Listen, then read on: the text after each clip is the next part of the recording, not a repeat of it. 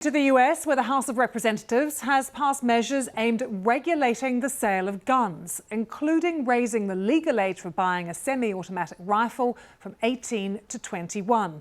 The bill would also prohibit the sale of magazines with a capacity of more than 15 rounds of ammunition. But these proposals are unlikely to become law, as most Republicans in the Senate oppose stricter gun control. 10 Republicans are needed to vote for it if the Democrats are to get it through both houses of Congress. Republican Congressman Jim Jordan and the Democratic Speaker of the House, Nancy Pelosi, spoke before Wednesday's vote.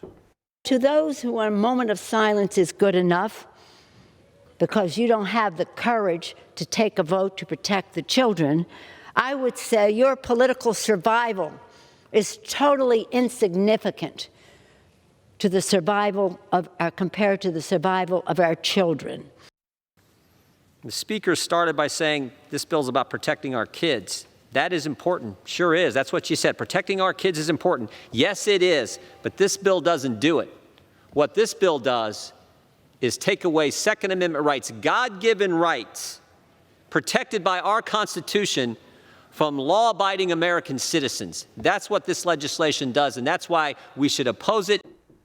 The debate on gun control comes as US lawmakers have been hearing evidence from survivors and from their families about the mass shooting at the primary school in Texas that happened 2 weeks ago. Our North America correspondent, our editor, Sarah Smith, followed the hearing, a warning her report does contain some graphic accounts that you may find distressing. This is the last photograph of Lexi Rubio, getting a school prize just hours before she was shot dead. The last time her parents saw her.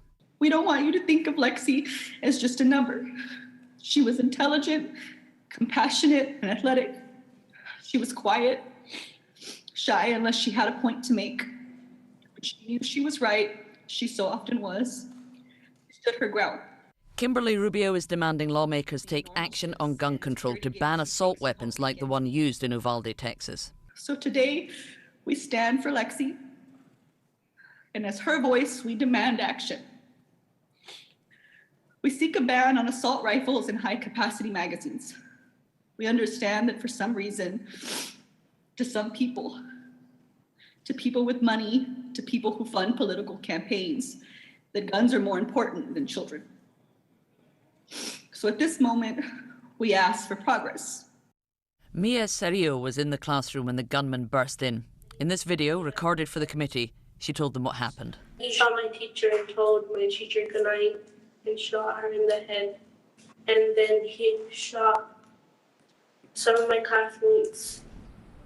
As the shooting continued, she smeared herself in the blood of a classmate to pretend she was dead.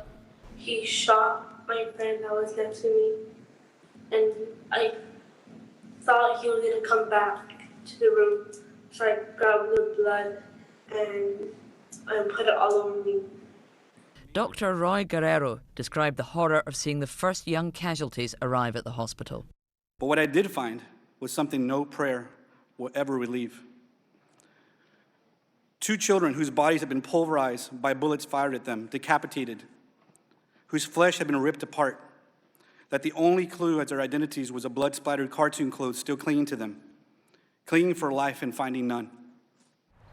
The tragedy in Uvalde has provoked a nationwide conversation about gun control. There are cross-party talks going on about new laws, but any legislation they can agree on will fall far short of what's being demanded. There will not be a ban on assault weapons. They can't even agree on raising the legal minimum age to buy one from 18 to 21. President Biden is powerless to do anything about gun control without the support of at least some Republicans. So despite an epidemic of mass shootings across America, nearly 250 already this year, any significant reform remains highly unlikely. Sarah Smith, BBC News, Washington.